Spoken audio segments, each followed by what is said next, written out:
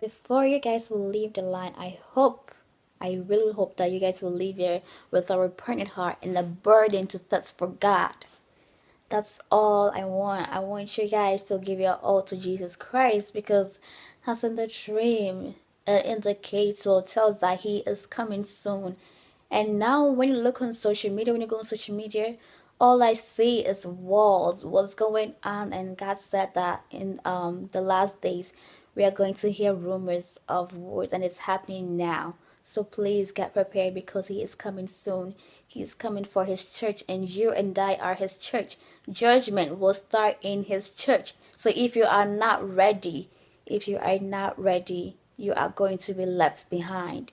Do not be among those foolish virgins who were left behind. Be among the smart ones. Be prepared.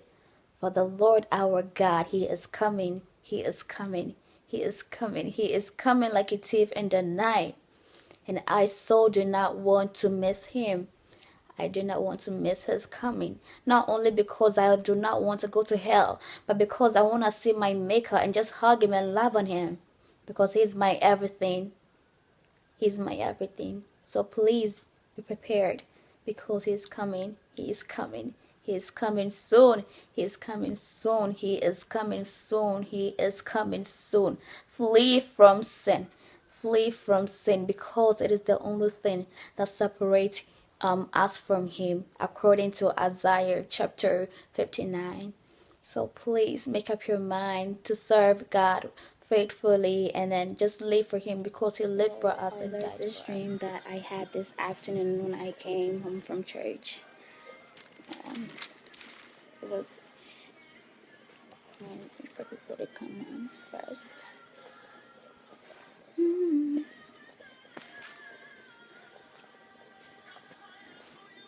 No, I didn't want to share the dream, like come online and do this, but the man of God told me to. I said, okay, I will do that. And it was actually a warning to all of us.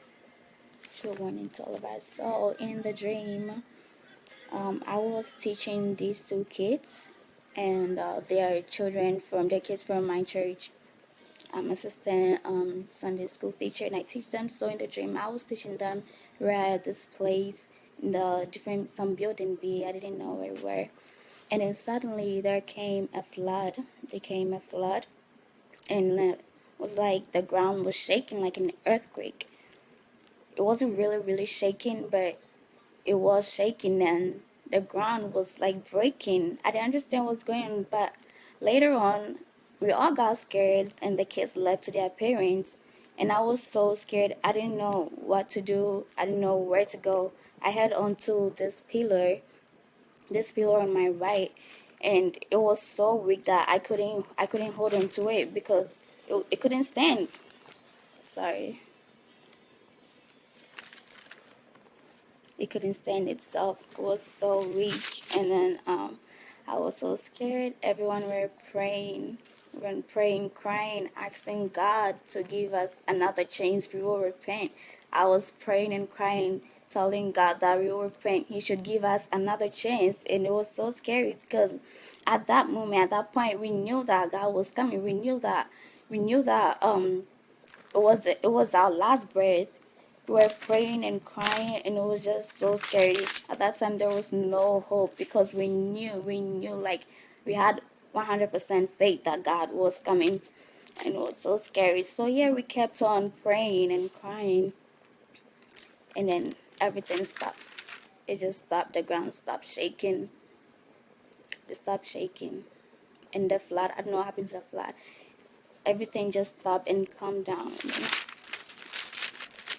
I woke up from my dream, and I really thank God for this dream, because I know it's a warning, and I really want to tell you guys to give yourself to Christ, because it's really coming soon, and He's warning us, or He wants us to get prepared for His coming. because I know deep in my heart that something is really coming, and we must be prepared for whatever is coming. So when I woke up, this quotation flashed in my mind. Matthew chapter 24, verse 1 to 2. I'm gonna read it. It says, Then Jesus went out and departed from the temple, and his disciples came up to show him the buildings of the temple. And Jesus said to them, Do you not see all these things? Assuredly, I say to you, not one stone shall be left here upon another that shall not be torn down. And I was like, wow. And for some reason, that quotation came into my mind, and it's true, because I held on to this pillar and it was so weak. It was shaking itself. It was like I could lift it up, and it was kind of weird.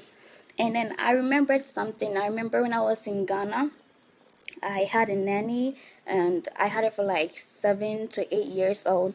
And that time I was so disrespectful to her. I was so rude. I don't know, I was just disrespectful. And then she told me that, one day, one day, obesto daimu, dino beka so jammy. That's sadness na yesu beba beka chose jam because and blah blah blah. For some reason that also I remember that one. And it was true, because when I held to that thing, that pillar, it was like I could lift it up, and it was so weak. So I really want to tell God, I want to tell you all to give your life to Christ, because it's really coming soon, and it's not a joke. It's really not a joke. And I'm going to read the same quotation from a different version. Matthew chapter 24, verse 1 to 2. It says in this version that after Jesus left the temple, his disciples came over and said, Look at all these buildings. Jesus replied, Do you see these buildings? They will certainly be torn down. Not one stone will be left in place. Not one stone will be left in place. That's really all I want to tell you guys. And it was so scary and real. I thank God that it was a dream. And I know that it is a warning to all of us. So I really want to tell you guys, I will encourage you. I encourage you to give your life to Christ. I really encourage you all to give your life to Christ. So okay, that's all I wanted to tell you guys. I thank you for joining me. And then I pray that God will also open your eyes to see things, to see what is coming. And I also pray that He will help you repent. It's really not, it's not easy, because once you repent, you have to deny yourself the things you want. You just have to deny yourself and pick up the cross of Jesus Christ. So that's all I really want to tell you guys. And God bless you all so much. Please, when you're praying, and please, pray before you sleep. Pray that God will open your eyes. Pray that He will help you. He will help you. He will help you with your relationship with Him, because it's really important. And as it says in the Bible, that the wages of sin is death. The wages of sin is death.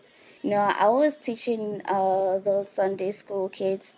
They didn't know. They were like 10-year and an 8-year-old today. There were just 2 people there. And that's my testimony, because there were just 2 people in Sunday school. And this woman was like, na Sunday school. And then I didn't prepare. I tried to prepare for Sunday school, but for some reason I didn't get anything. And I went there, and the moment she said that, when we went to that room, Matthew chapter 18 verse 20 came to my mind. And it says that wherever 2 or 3 are gathered, I will be there in the midst of them.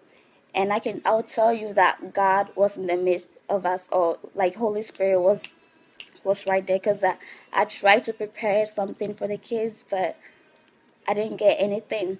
But I felt like God was speaking through me to them, and it was really powerful. I just couldn't believe it. I was like, wow, because I didn't prepare for anything, and then it was like I was speaking through me to them. And I really thank God for what He has done for me and my family, and I pray that He will also open your eyes and see what's going on in the world. And he will also help you prepare, because it's not an easy thing. You get attacked from the enemy and a whole lot.